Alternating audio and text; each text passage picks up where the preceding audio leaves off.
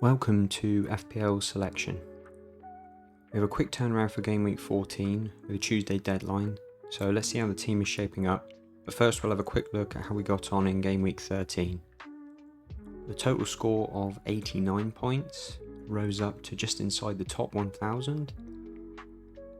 Absolutely incredible this time of the season to be this high up the ranks. I think it's the highest I've ever been, and been really successful start to the season. And yeah, just gonna keep seeing how it goes, but definitely taking some screenshots at the moment.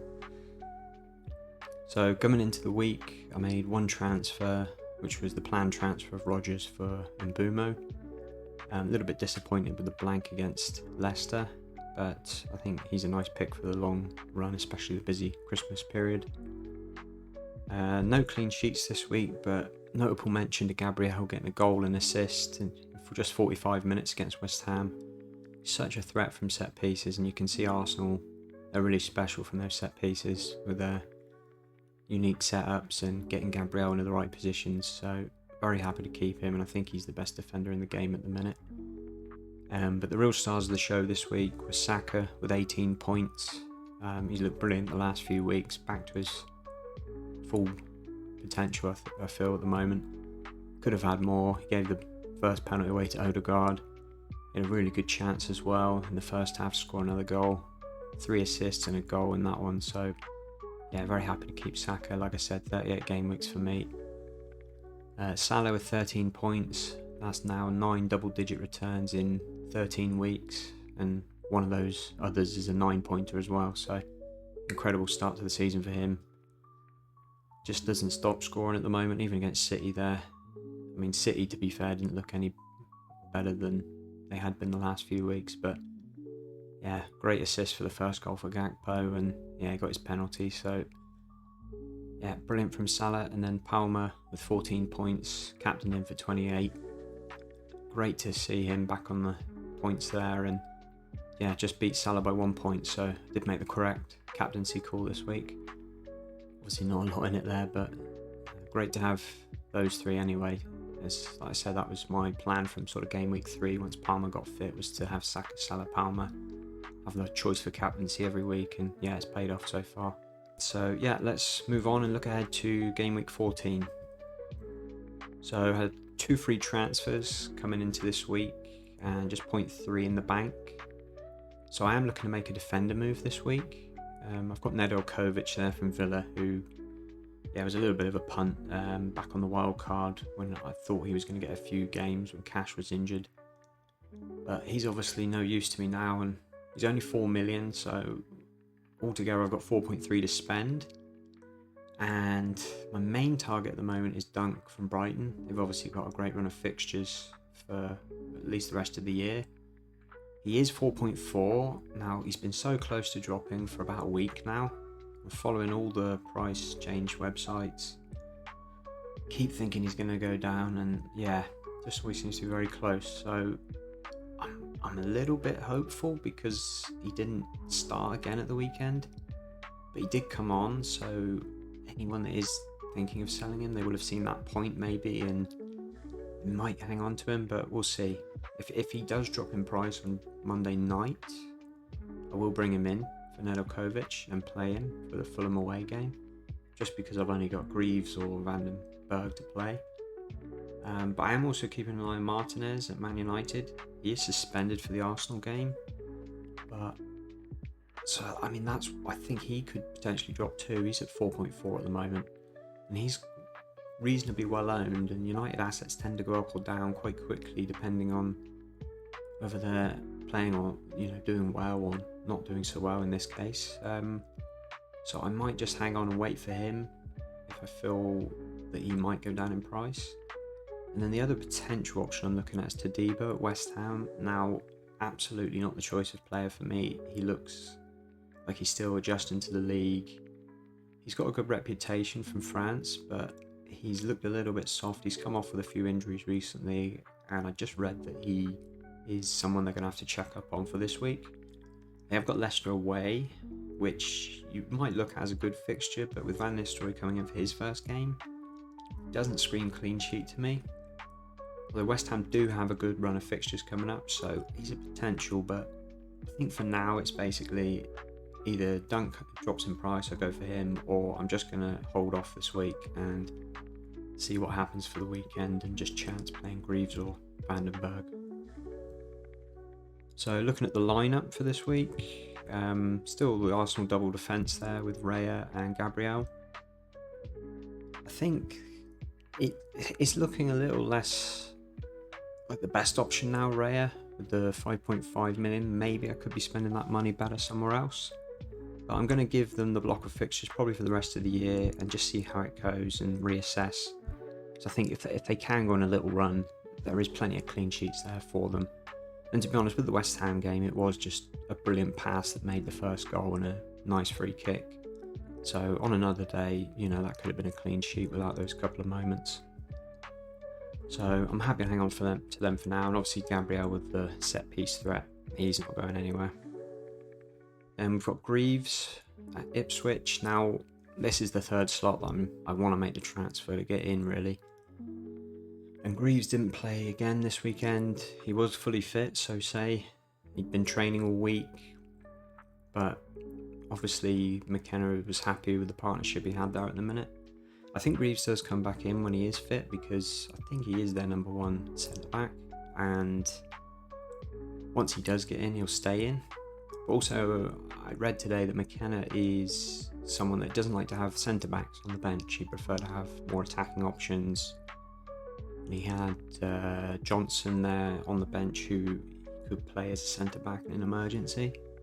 So I think with Greaves, it's probably either he's going to start and play the full game, I'm going to get 1 or 2 points, maybe sneak a clean sheet if Palace have an off day, which, they've not been so great at the start of the season. Or if not, he's going to completely miss out the squad, and I can just bring in Vandenberg, who, again, Aston Villa away, it's not a great fixture. I'm not expecting anything from that slot, but just got no faith in any defences other than Arsenal really at the moment. I mean, Liverpool would be the other obvious one, but it's the price there, and I'd rather have the money in midfield and attack, to be honest. So then the other defender there, Lewis Hall, Liverpool at home. Again, no expectations here. He was purely a budget option with a long-term nice list of fixtures, and obviously this is one of the bad ones. He did do a job on Arsenal at home recently, so it's not completely out of the realms of possibility that, they might be able to sneak a clean sheet again, or, he's potentially attack and returns there. But again, that's one for another week, I think, with Hall. We'll just play him and see how it goes.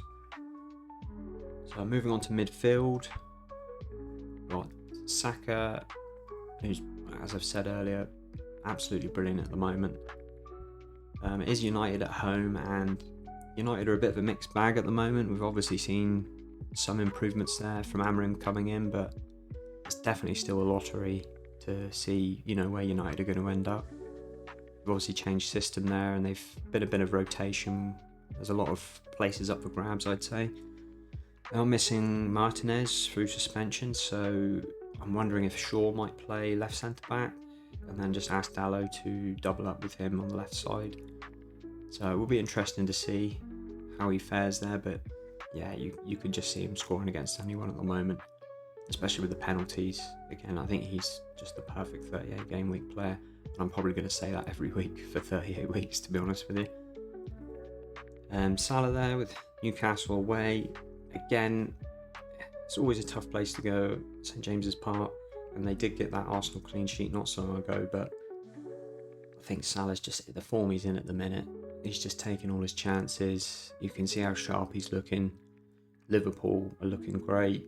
I just can't see them not scoring at least one goal, and Salah's generally going to be involved when they do score, so very happy with him. Obviously another long-term 38 game week player, most likely. I think just because it's Newcastle away, I think I am going to vice captain Salah again this week. Just I don't think the ceiling is that high. But now I've said that, we know how good Salah is, but yeah, I think vice captain at the minute. But again, nothing more to say on Salah really. Bruno Fernandes, Arsenal away. Again, no high expectations here. although, you know, Bruno's always someone that comes up good in the big games. He looked very involved at the weekend, playing in the 10 position. I was worried he was going to drop deep again, but he seems to be getting close to the goal and involved in everything, so I imagine he's going to play that same position again against Arsenal. I imagine we'll have two defensive midfielders, probably Casemiro and Ugarte will be the two deeper midfielders in this one. And Bruno playing one of the 10 positions, probably with Garnacho. So yeah, I think there's always potential for United with Fernandes, something on the counter attack. So very happy to keep him long term as well. He's part of my plan here, this midfield 5. Probably isn't going anywhere until at least the new year. So next up in Mbeumo, again very disappointed with the Leicester blank, and his stats are looking pretty poor for the last few weeks. I brought him in, I mean I was planning to bring him in much earlier in the season, but when João Pedro got injured I ended up going to Solanke and Semenyo, whereas I would have had Mbeumo and Pedro all through until now probably, if there was no injury issues.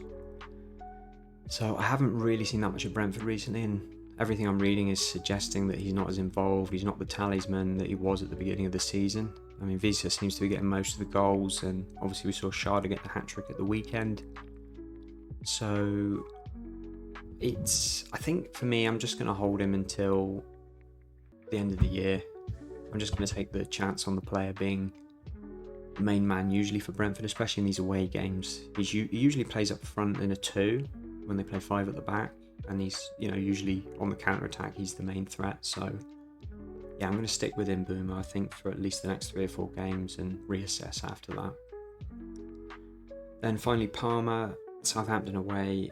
I think he's the no-brainer captain this week. Great goal and an assist against Villa in the last game week.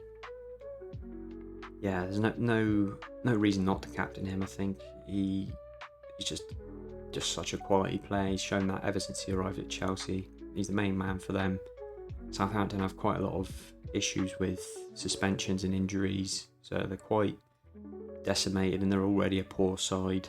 They've certainly looked better recently going forwards, but they're still very leaky at the back, so I can see Palmer getting plenty of chances, and he's always going to be the one to feed Jackson as well, who's on form, so I think he's the obvious captain this week. Then moving on to the strikers, Pedro's a little quiet against Saints, and he only got 70 minutes, but he is still sort of working at the full fitness after his injury, so I'm not going to read too much into that. I mean, Fulham away is a bit of a tricky game. I mean, they've had a good start to the season too. But I just think that Brighton front 4, like, there's a few glimpses against Saints. There's so much talent there with Matoma and Jorginho on the other side. Welbeck up front's always a great finisher. Gets into great positions, and yeah, I can see Pedro getting something out of that game. He's just too good of a player not to get something. Then Watkins, it's blanked over the last 7, which is obviously a little bit disappointing. He's usually sort of the player that you would sort of see tick along, get, you know, an assist here, a goal there, sort of tick over each week. But to be fair, they have had some tougher fixtures recently, and they've gone 8 games without a win, so I think now the next sort of 3 coming into Brentford at home, there's plenty of potential there for him to turn it around, and Watkins is the main man for Villa, so I'm going to stick with him. I think I'll stick with definitely the next 2, see how he goes. Probably the next 3. They've got Forest, I think, after that. So, yeah, I think we'll see how we go with Watkins. But he's definitely, out of my front 7, he's the one that's closest to the chop at the moment. So, hopefully a little bit of an uptick in form for him with the fixtures. I can't see him not scoring for much longer. Southampton at home as well in 15. Yeah, it's got to be a hold for now for me. So as I said earlier, I think Palmer is the no-brainer captain this week.